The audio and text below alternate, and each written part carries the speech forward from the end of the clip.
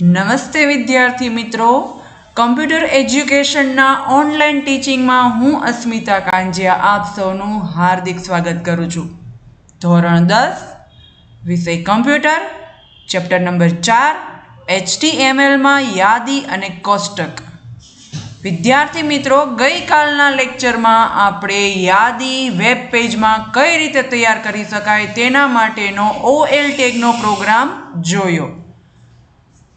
મને ઘણા બધાએ પ્રશ્ન પૂછ્યો કે OL ટેગમાં આપણે LI ન દર્શાવીએ અને ડાયરેક્ટ આપણે 1 2 3 4 5 લિસ્ટ કરીને દર્શાવીએ તો ચાલે કે ન ચાલે. એનું સોલ્યુશન હું આજે તમને આપવા જઈ રહી છું. તો વિદ્યાર્થી મિત્રો ખાસ ધ્યાનથી સાંભળો. મેં તમારી સ્ક્રીન પર એક પ્રોગ્રામ દર્શાવેલો છે સિમ્પલ એવો, માત્ર તમારા માઇન્ડમાં સોલ્યુશન માટે કે OL સ્ટાર્ટ અને OL ઓવરની વચ્ચે તમે 1 2 3 4 5 6 7 8 એમ આપી અને તમે કાંઈ પણ વેબ પેજમાં યાદી તૈયાર કરી શકો કે નહીં. મને એવો પ્રશ્ન પૂછવામાં આવેલો, તો હું તમને કહું છું કે તમે ના એવી રીતે યાદી તૈયાર કરી શકતા નથી.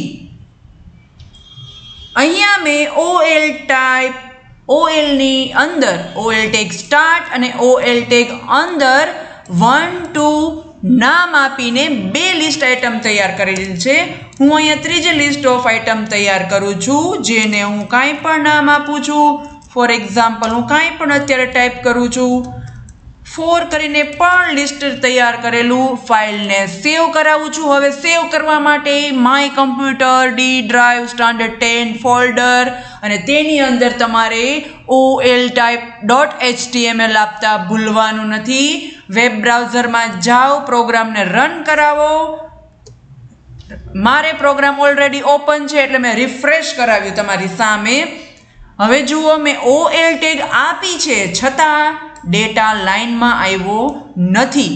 1 2 3 4 બધું એક જ સળંગ લાઇનમાં આવેલું છે, નીચે આવેલું નથી. જુઓ તમારી સ્ક્રીન ઉપર તમે જોઈ શકો છો કે મેં 1 2 3 4 લાઇનમાં આપેલું હોવા છતાં અહીંયા ડેટા સળંગ સીધી લાઇનમાં વેબ પેજમાં દેખાય છે, જ્યારે મેં અહીંયા લાઇન બ્રેક કરેલી છે. તો વિદ્યાર્થી મિત્રો, અહીંયા તમારે LI દર્શાવવું કેટલું જરૂરી છે તે તમે જોતા આઈડિયા આવી ગયો હશે.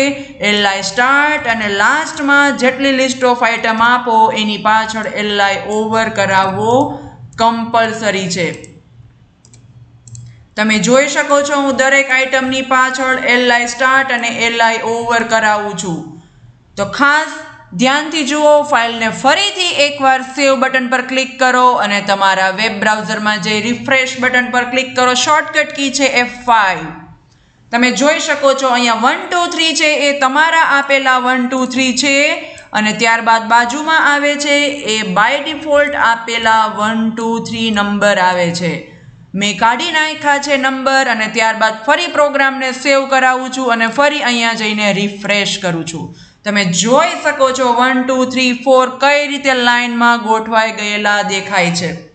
તો વિદ્યાર્થી મિત્રો ખાસ ધ્યાનથી જુઓ કે તમારે OL ટેગની સાથે LI દર્શાવવું કેટલું જરૂરી છે. લિસ્ટ ઓફ આઇટમ દર્શાવે છે, પરંતુ હા એક સોલ્યુશન છે, પણ તમારે એ સોલ્યુશન હું અહીંયાથી ડિલીટ કરું છું આ ફાઇલને અને અહીંયા 1 ડોટ કાંઈ પણ તમે નામ આપો ABC, અહીંયા ફરીથી તમે લખો 2 ડોટ કાંઈ પણ નામ આપો, અહીંયા 3 ડોટ કાંઈ પણ નામ આપીએ આપણે.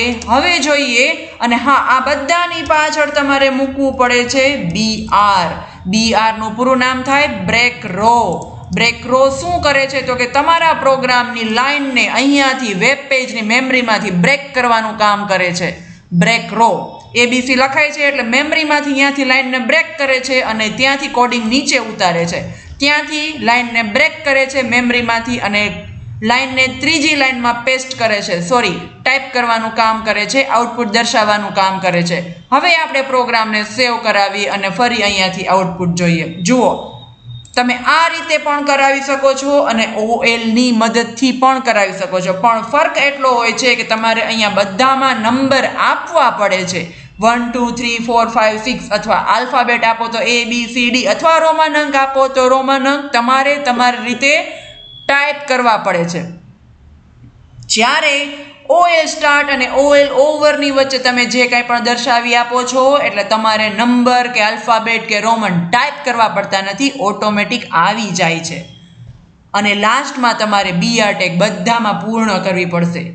BR ટેગ નહીં દર્શાવો તો આ બધો ડેટા તમારે સળંગ લાઈનમાં દેખાશે. જો હું અહીંયાથી એકમાંથી BR કાઢી નાખું છું, સેવ કરું છું પ્રોગ્રામને, ફરી રિફ્રેશ કરાવું છું, જુઓ દેખાય છે તમને તમારી સ્ક્રીન ઉપર મેં જેટલામાંથી BR એક કાઢી નાખેલો છે, ડિલીટ કરી નાખ્યો છે, અહીંયાથી તમને એક જ લાઈનમાં સંપૂર્ણ ડેટા દેખાશે.